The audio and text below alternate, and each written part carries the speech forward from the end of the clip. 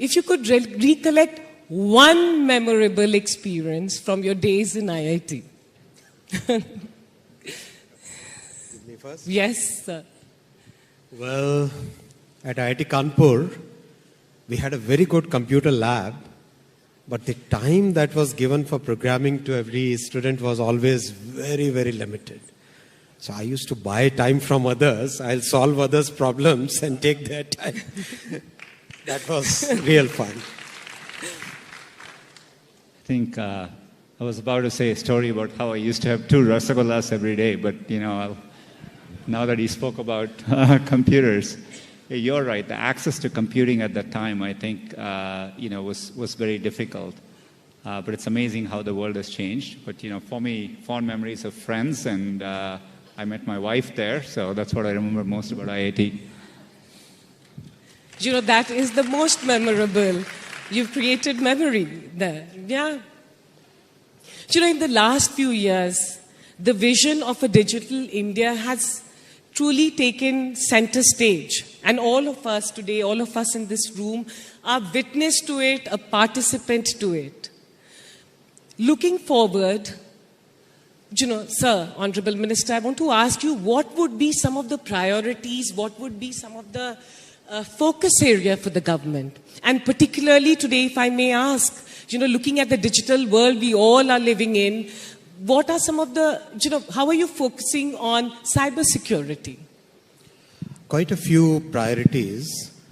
See, over last 8 years, the vision of Digital India has really taken us to a level where we have a very successful, absolutely scalable India stack.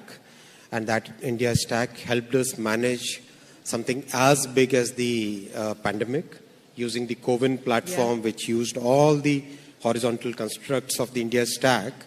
We were able to deliver vaccines to 1 billion plus people, actually 2.2 billion vaccine doses, scheduling for that scale with all the logistics challenges that we had, right? And giving the certificate instantaneously. It was a massive work, and that was only possible because of the technology stack. Having the payment system that we have today, the UPI payment system, phenomenally successful.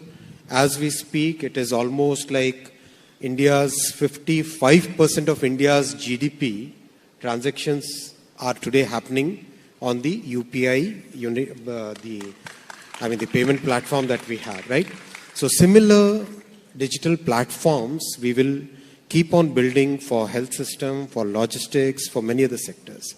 That's one part. Second part, we'll be taking the startup ecosystem to tier 2 cities, tier 3 cities.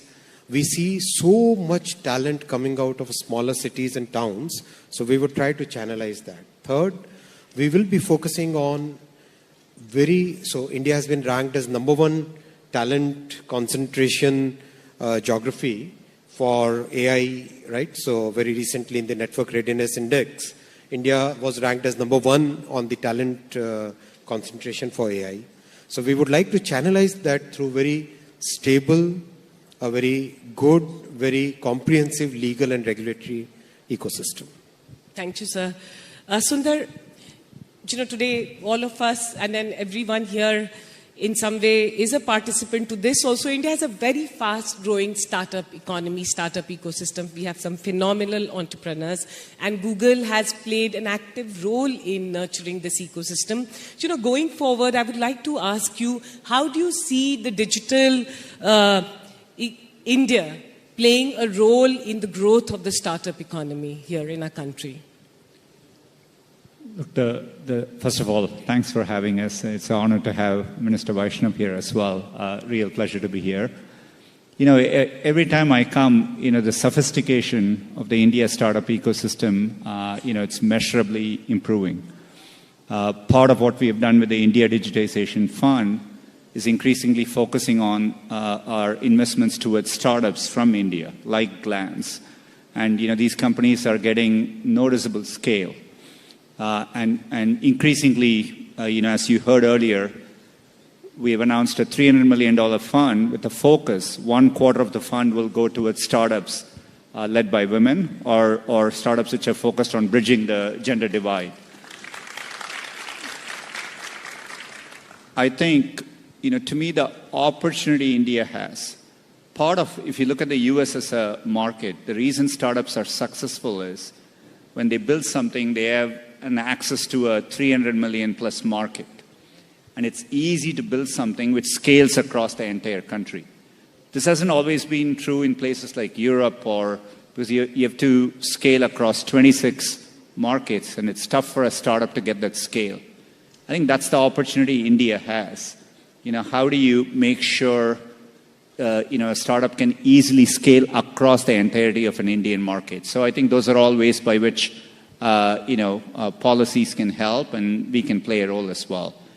But there is no better time to do a startup than the current moment. Even though we are working through a macroeconomic moment like this, companies like Google were created in moments of a downturn. So I think I'm very bullish about it over time. Sundar, I have to say this as a woman entrepreneur, that it's very, very encouraging that you're saying that, the fund will also focus on women-led businesses. And I just saw some of you clapping, but Zordar, dil se tali ho sakti. Because it is a very, very significant moment for our country, for women. And we need more women entrepreneurs. Honorable Minister, as we look forward, we are seeing AI emerge as one of the, an important emphasis for the government and area and priority. Honorable Prime Minister talked about it, and we've seen a lot of focus there. What are some of the areas in AI that you're keen to nurture through the government? So AI is going to play a very big role in India's tech story going forward. There are multiple number of fields, multiple number of areas in which AI is going to make a significant difference. Agriculture is one such field. The diversity of languages that we have, how do we bridge the gap between people who speak one language and the other? That's going to be second. Then making credit accessible to the people at the bottom of the pyramid. That's going to be a major, major task ahead in which we will be using AI. And that's going to ride on the success that we have already had in terms of the payment system, the identity system, and a very rapid adoption of technology across different sections of the society and across all geographies. So we are going to use all these things, and once we have our data protection bill and the telecom bill and the Digital India bill in place, then it creates a robust framework in which we can use some of the data sets which are available, public data sets, and then use them and harness the power of technology to provide better solutions, better services. And our focus is always, see, the rich people can always take care of themselves, right? Our focus is always on the middle class and the poorer sections of the society. As government, we are very keen to make sure that every section of the society, marginalized sections of the society, they are able to get the benefits of technology the way some of us who are better endowed, similar level of technology benefits they should also be able to get. So we'll be focusing on AI, multiple sectors as well as different sections of the society. Thank you. Yeah. Sundar, you have once said that AI, and I'll read this, is one of the most profound technologies we are working on, as important or more than fire and electricity. And today we saw and we heard about the interesting applications of AI that has been used. If you were to choose which area of AI's impact excites you the most? I think it'll touch every sector over time, and so, but for us, core to our mission, people come to Google to find information. So where I get most excited is how we can use AI in that service of that mission. One of our key parts of our mission is to make Google universally accessible and useful. We are increasingly use AI to scale up the number of languages we can offer. We recently added 9 new Indian languages, Assamese, Bhojpuri, Konkani, etc.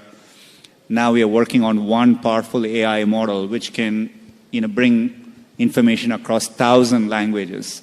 So all that we can use to make sure it's available to more people. But over time, I think the biggest change is, as humans, we look at the world around us, we listen to what's happening, you see with your eyes, and then that's how you consume information. So being able to bring all that, we call this multimodal, and bring that view when you ask a question to Google, and then get that rich answer back, is what I think AI will end up playing a role. Whether you're showing an image or you look at something and say, tell me about this. We want to bring all that as experiences to our users. And I think AI will end up playing a powerful role, and I'm very excited about it. Minister, all of us are very proud of India Stack, and especially all of us in the tech ecosystem. We have something to say because India Stack leads the world story when it comes to the use of technology for public good. I want to ask you, what role do you envisage the private sector playing in delivering the India Stack to other emerging economies to help them unlock the economic potential of it, especially when it comes to digital public infrastructure in terms of payments and health? So the interest on India Stack is there throughout the world. So it's a very unique way of looking at developing technology and taking it to the society, right? Multiple number of small constructs which put together can create a great solution. We believe that in this entire development of India Stack, the role of private sector is very, very important, because the government is providing the platform. On top of this platform, any startup, any private sector entity, big, large, small, medium, any size, they can join it, and they can create their own solutions which meet their requirements. So, for example, the payment is a very good solution. A very good example. The payment system, from a very small startup payment guy to a big established bank like a State Bank of India, right? They're all on the same platform which government has provided. So our thought process is that we provide the platform and the private sector starts using that platform to build new solutions. So I think not only in the emerging economies, but also in well-developed, very advanced economies also, people are showing a lot of interest in it. We have MOUs on payment system itself with about 30 odd countries by now. And private sector will play a very big role in, let's say somebody wants to have similar identity system in, let's say France, a digital identity system, right? So our companies can go there, work with their governments, work with their public institutions, work with their regulatory systems, and over a very long period develop a trusted solution for other countries. Yeah, this is very, very encouraging and a matter of pride for all of us. Yeah. Sundar, I have to ask you this. We grew up in an India where we were very happy about importing from the world. But increasingly, we are living in an India which is exporting to the world. And we are really, genuinely very proud of Made in India tag. I want to ask you, how do you look at this trend and how do you see this continuing and furthering? Look, it's an incredible opportunity. The minister spoke about the depth and the breadth of talent available in the country. In our experience, we see that playing out in Google. We saw the opportunity on top of UPI. In fact, I used the UPI example in other countries around the world. I think, the fact that you can, the way the COVID relief funds show up in an individual's accounts instantly, it's remarkable. And, we built Google Pay in India based on the UPI stack. And now we are bringing that to other countries around the world. There are many more examples of it. We used AI technology to develop flood forecasting for India and then later Bangladesh. This is an alert which gets sent out to 23 million people every year. Now we are bringing it to many, many more countries around the world. So I think you will see this trend grow over time. And, with the scale of the market here, being able to find a solution. And in many cases in India, you can leapfrog and get to the next solution faster. So I think it'll be a big incentive for us to do it here and then take it to other countries, which sometimes are slower to go through these phases. So I see this trend as something which will be increasing over time.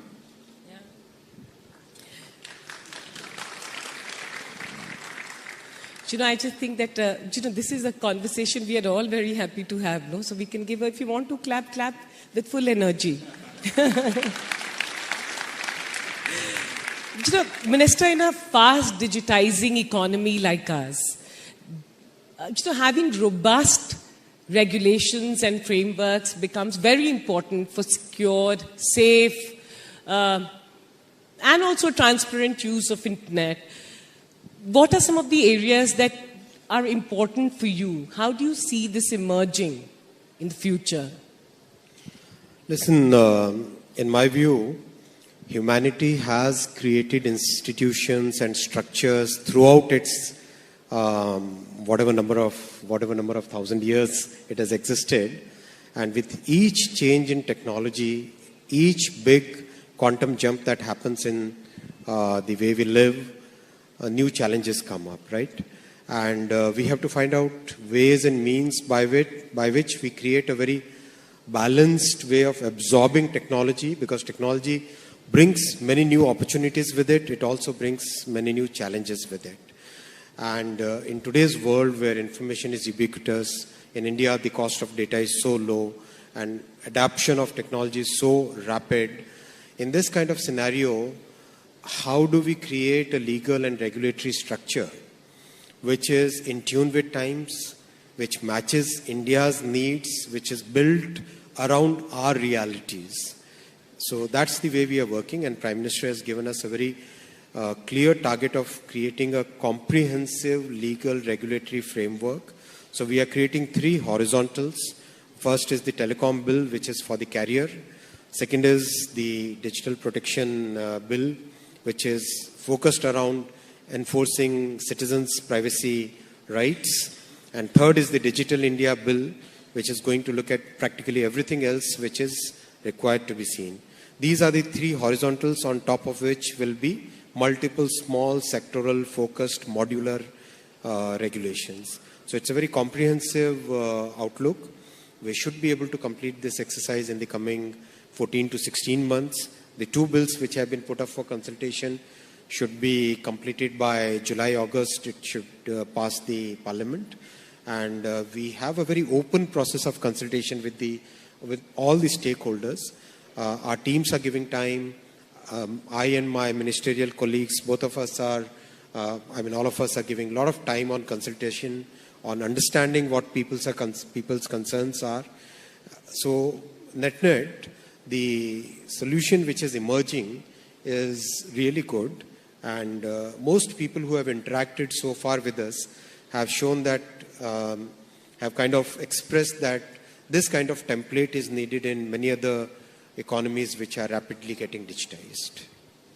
Thank you. Sundar, looking at the global landscape, what's Google's view on India's tech regulations? Look, I think, if you look at the scale at which tech is working, and it's so touching the lives of, people around the world, to me it makes sense that, tech needs responsible regulation. I think it's important for countries to think about how to best safeguard its citizens, be it privacy, be it security. And so I think it's an important phase. And, so we are engaging constructively. I think India has a leadership role to play here. Again, given the scale and the technology leadership it will have. And it's important to make sure you're balancing, and putting in safeguards for people. You're creating innovative framework so that companies can innovate, on top of a certainty in the legal framework. So I think it's an important moment in time. But through it all, hopefully India can also be a voice for, India will also be a big export economy, will benefit from a open and connected internet. And I think getting that balance right, I think will be important. Yeah, absolutely. I know we are running on time and we can continue doing this conversation, but before we close, one final question to both of you. You know, the tech sector is growing at a phenomenal pace in our country, and I'm again going to say we are very proud participant, witness, and in some ways all of us builders of it. If you had to, both of you had to give advice to the next generation which is entering this space, the tech space, what would you say? I would say that think on population scale, think on global scale, because all the constructs, all the basic components which are needed for creating a very humongously big scale solution are today available. So don't think small, think big. No, I definitely agree with that. I would also say for young people, tech is much broader than just programming or engineering alone. I think for tech to work at scale, including things like AI, thinking about the surrounding areas, be it policy, be it ethics, so just thinking about tech holistically, I think will create opportunities for many more people. So, the more people can get involved across all walks of life, I think tech will be better for society. Thank you. Thank you so much, Minister, for taking our time to be here. I always say that it shows the commitment to be involved in the tech and the startup econ, to building this. Thank you for taking our time. And Sundar, thank you so much for inspiring all of us. Thanks a lot. Before both of you go, can I ask you for a photo ops, please? Yes. Thank you so much for having us. Thank you.